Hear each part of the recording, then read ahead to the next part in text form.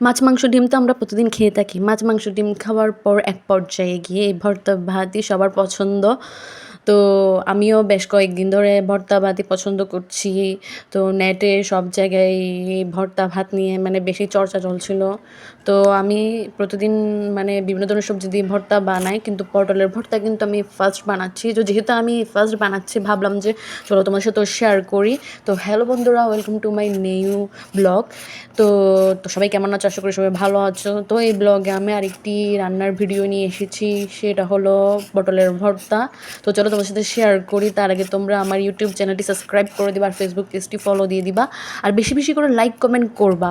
আর আমার রান্না তোমাদের কেমন লাগে তা কিন্তু অবশ্যই অবশ্যই জানাবা। আর আমার রান্নায় যদি কোনো রকম মানে মানে কোনো রকম ভুল হয়ে থাকে বা কোনো রকম মানে কোনো ধরনের খারাপ মানে কোনো কিছু আমি দিয়ে থাকি, মরিচ মশলা বেশি দিয়ে থাকি, অথবা কোনো কিছু যদি কমতি থাকে তা তোমরা অবশ্যই অবশ্যই কমেন্টে জানাবা। অবশ্যই আমি তোমাদের কমেন্টের জন্য ওয়েট করে আছি।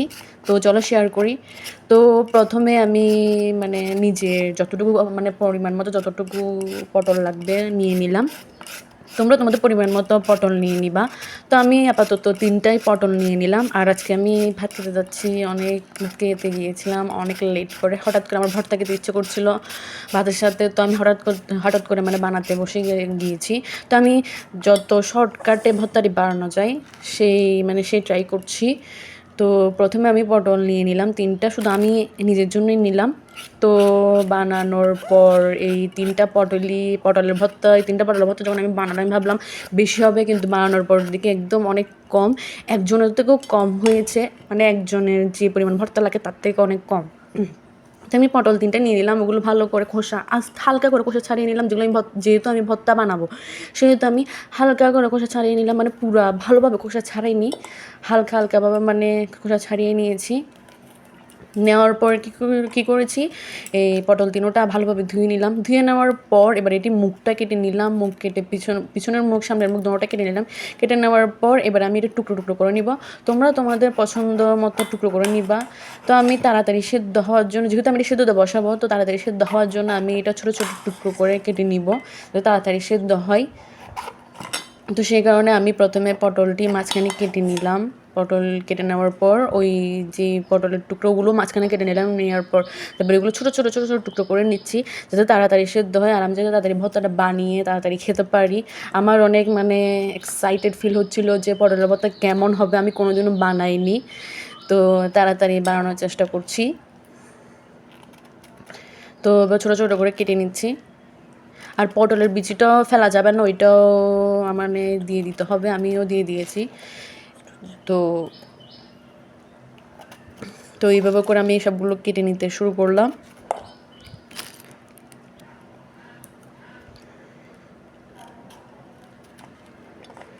তো সব কেটে নেওয়া শেষ।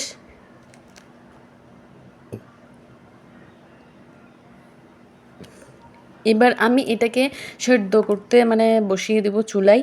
তো সেদ্ধ করতে বসানোর সময় আরেকটা টেকনিক হচ্ছে, সেটা হচ্ছে যে আরেকটা মানে মেন বিষয়, সেটা হচ্ছে যে বেশি পানি দিয়ে সেদ্ধ করা যাবে না। কারণ হচ্ছে যে পানি দিয়ে আমি সেদ্ধ করবো ওই পানি দিয়ে কিন্তু আমি পটলটিকে ব্লেন্ড করব। সে কারণে হচ্ছে যে আমি অল্প করে পানি দিয়ে পটলটি সেদ্ধ করব। বেশি করে পানি দিলে কিন্তু পটলটি পানি পানি হয়ে যাবে, শরবত হয়ে যাবে। সে কারণে আমি অল্প করে পানি দিয়ে সেখানে পটলের টুকরোগুলো দিয়ে দিলাম।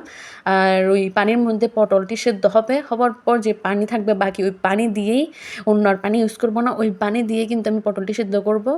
তো এই পটলটি মানে ব্লেন্ড করব, সরি। তো হচ্ছে যে আমি এখানে পরিমাণ মতো লবণ দিয়ে দিলাম, লবণ দিয়ে একটু নেড়ে চেড়ে ঢাকনা দিয়ে দিলাম। এরপর পটল ভর্তা তৈরি করার জন্য যা যা লাগবে পেঁয়াজ রসুন সেগুলো আমি ভালো করে কুচি করে নিলাম। তোমরা চাইলে এগুলো মানে ব্লেন্ড করে নিতে পারো, বেটে নিতে পারো। তো আমি কুচি করে নিলাম, তাড়াতাড়ি শর্টকাটে করে নিচ্ছি। এরপর ভর্তার জন্য তো সরিষার তেল লাগবেই। ভর্তা আছে আর সরিষার তেল নেই তা কি কখনো হতে পারে? তো আমি সরিষার তেল নিয়ে নিলাম। সরিষার তেলে 2টা শুকনো লঙ্কা ভালোভাবে ভেজে নিলাম। ভেজে নেওয়ার পর ওখানে এগুলো ভেজে নিয়ে এগুলো তুলে নিলাম। তুলে নেওয়ার পর এবার আমি ওখানে দিয়ে দিলাম কিছু কালো জিরে ফোড়ন দিয়ে দিলাম। দিয়ে দেওয়ার পর এবার আমি সেই মানে হচ্ছে যে রসুন কুচি করে রাখা, মানে যে রসুন আমি কুচি করে রেখেছি সেটা আমি এখন দিয়ে দিব। দিয়ে দেওয়ার পর একটু স্মেল আসলে ওখানে আমি দিয়ে দিব হচ্ছে সেই পেঁয়াজ কুচি, মানে যে পেঁয়াজ আমি কুচি করে নিয়েছি আগে। তো এই পেঁয়াজ কুচিও আমি দিয়ে দিয়েছি। দিয়ে এবার আমি ভালোভাবে নাড়িয়ে নিব।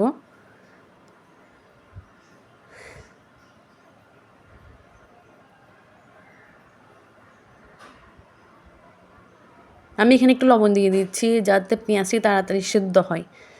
তারপরে একটু দিয়ে দিলাম মরিচের গুঁড়ো, একটু দিয়ে দিব হলুদের গুঁড়ো। এরপর দিয়ে দিলাম যে ওই শুকনো লঙ্কা যেগুলো আমি প্রথমে ভাজি করে নিয়েছি ওগুলো ভালোভাবে টুকরো করে কেটে নিয়ে মানে হাত দিয়ে ভেঙে নিয়ে দিয়ে দিলাম। দিয়ে দেওয়ার পর একটু কষিয়ে নিলাম। কষিয়ে নেওয়ার পর এরপর সেখানে ওই মানে পটল সেদ্ধ করে রেখেছি ওগুলো ব্লেন্ড করে ওখানে দিয়ে দিলাম।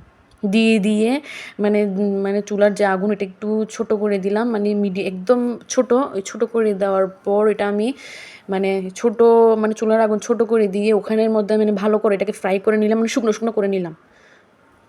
তো এটা হচ্ছে যে ফাইনাল লুক।